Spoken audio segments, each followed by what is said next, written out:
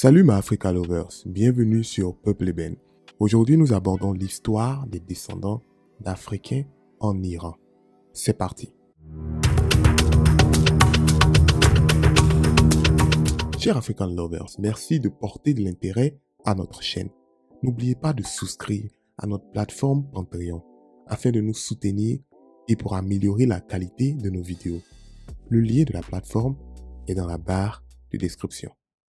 Longtemps passé sous silence, l'histoire des Africains et leur apport et dans la culture et dans l'histoire du Moyen-Orient reste non négligeable.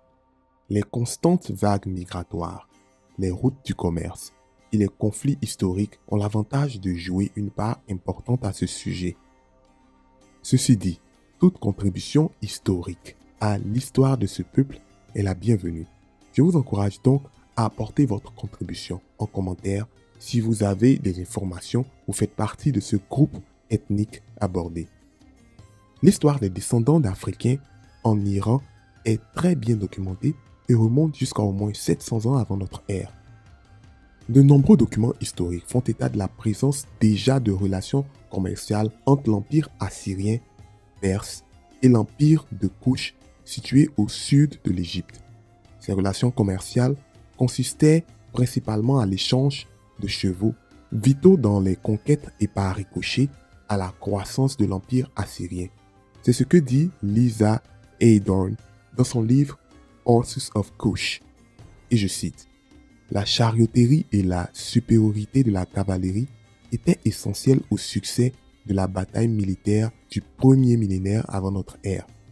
Les Assyriens ont laissé de nombreux documents concernant la pénétration d'unités de chars et de cavalerie étrangère dans leur armée. Ces textes font particulièrement et fréquemment mention de Kouchites. En plus de cavalerie Kouch en usage dans la région, nombre de Kouch faisaient partie du personnel militaire chargé non seulement de l'entretien, mais aussi de la formation et de la conduite de ces cavaleries lors des campagnes militaires. Les preuves de l'association des Africains noirs, des Nubiens en particulier, dans le soin et le maniement des chevaux remontent à la fin du deuxième millénaire avant notre ère et encore plus tard, pendant la période grecque et romaine, les Africains étaient fréquemment présentés comme des palefreniers de chars et des cavaliers. Plusieurs documents mentionnent des experts en chevaux kouchites vivant en Assyrie. D'ailleurs, Dalei, une ville du texte néo-assyrien, mentionnait un kouchite tenant la haute fonction de militaire de chauffeur du char du préfet du pays. Aussi, dans un document daté par son auteur à entre 648 et 612 avant notre ère, un homme appelé Kushaya, qui travaillait peut-être dans les écuries du roi, était chargé de livrer des balles de paille et des mesures de céréales. Chers amis, si vous aimez cette vidéo, n'oubliez surtout pas de me laisser un pouce j'aime pour que cette vidéo soit propagée au maximum. La fin du 8e siècle fut une époque où les Assyriens étaient de plus en plus conscients de l'importance de la technique équestre. Tout à coup, pendant cette période, la cavalerie en particulier se transforme en une nouvelle arme de guerre puissante. L'innovation sous forme de races de chevaux, de méthodes d'attelage et d'importation d'experts étrangers, notamment de Nubie et de Samarie pour la chariotterie, d'Urartu pour la cavalerie, a contribué à ce développement. De même, Hérodote, dans son ouvrage Herodotus of Halicarnassos, History or Inquiries, partie du livre 7, fait le recensement des différents groupes ethniques qui composaient l'armée du roi perse Xerxès dans sa campagne contre les Grecs en 480 avant notre ère. Il fait état de la présence d'Éthiopiens dans ses troupes. En plus de servir dans les armées assyriennes, il est fait état de la présence de Nubiens dans le service de la cour royale, dans l'administration et dans la culture. Les textes néo-assyriens mentionnent également les Kouchites travaillant dans d'autres emplois dans l'Empire. Un document économique mentionne 2 eunuques Kouchites au nom assyrien collectant des dettes et 15 femmes Kouchites figurent sur une liste de travailleuses étrangères qui incluait des musiciens, des membres du personnel du temple, des scribes, des forgerons, des tailleurs de pierre, un barbier et un boulanger. Ces deux textes proviennent d'archives de Ninive. Les Nubiens étaient également familiers aux artistes assyriens qui, à partir du 8e siècle avant notre ère, les ont représentés sur des objets d'art et des reliefs muraux.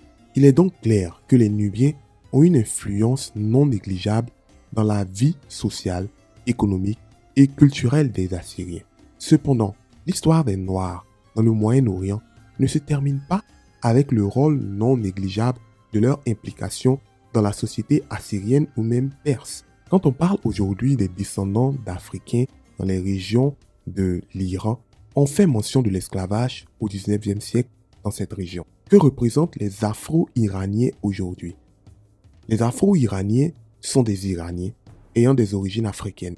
Ils constituent entre 10 et 15% de la population du sud du pays et leur histoire remonte à la pratique tardive de l'esclavage sur les côtes du golfe d'Oman du 18e au 20e siècle.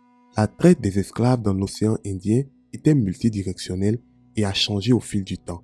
Pour répondre à la demande en esclaves, les Noirs réduits en esclavage, capturés par des marchands d'esclaves arabes, sont vendus en grand nombre au fil des siècles dans tout le Moyen-Orient jusqu'à l'Extrême-Orient, en passant par les îles de l'océan Indien et l'Éthiopie.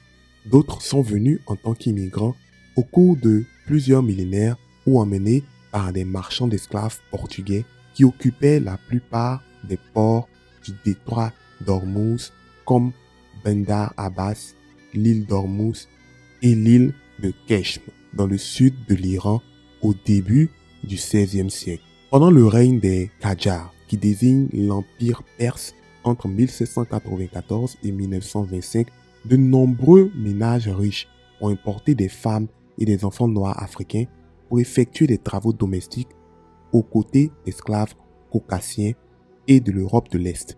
Ces esclaves domestiques étaient largement originaires de la côte Swahili. Selon Behnaz Mirzaï, chercheuse en histoire, la demande des peuples asservis a augmenté en Iran au cours du 19e siècle pour deux raisons principales: la baisse de la croissance démographique et la stagnation économique, en grande partie en raison des effets de la maladie et de la famine, ainsi que du climat rigoureux et de la mauvaise gestion bureaucratique au niveau local. Selon cette chercheuse encore, les Afro-Iraniens sont largement intégrés dans les diverses régions où ils habitent. Par exemple, les communautés du Sistan et du Balochistan parlent la langue locale, le balouchi, tandis que les Afro-Iraniens de la province d'Hormozgan parlent le dialecte bandari. D'après elle, de nos jours, la communauté afro-iranienne mélange les traditions africaines et la culture iranienne, notamment en pratiquant un rituel d'exorcisme appelé Zahar, qui est censé libérer le corps des esprits malins. Ce rituel est encore en usage en Tanzanie et en Éthiopie. Si vous voulez aussi savoir l'histoire de cette forteresse africaine qui a existé en Colombie, je vous invite à cliquer sur la vidéo qui s'affiche maintenant.